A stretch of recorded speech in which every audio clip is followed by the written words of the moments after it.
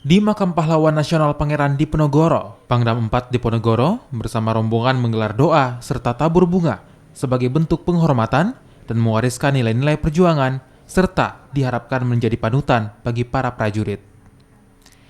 Ziarah ke Makam Pahlawan Pangeran Diponegoro wajib dilaksanakan setiap tahun di jajaran Kodam 4 Diponegoro.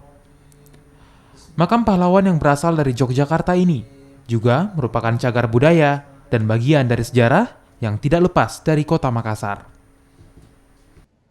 Dalam ziarah ini kami hanya khusus sebagai rangkaian hari peringatan ulang tahun ke-69. Ini salah satu tradisi dari kami untuk melaksanakan ziarah ke makam Pangeran Diponegoro. Yang kedua, kita juga kebetulan ulang tahun kami pada tanggal 5 Oktober. Jadi rangkaiannya juga dalam rangka HUT TNI juga kami melaksanakan bakti sosial, kemudian juga baik itu karya bakti, kemudian ada donor darah, ada bedah rumah, ada pengobatan, dan pada puncaknya nanti kami juga akan melaksanakan upacara.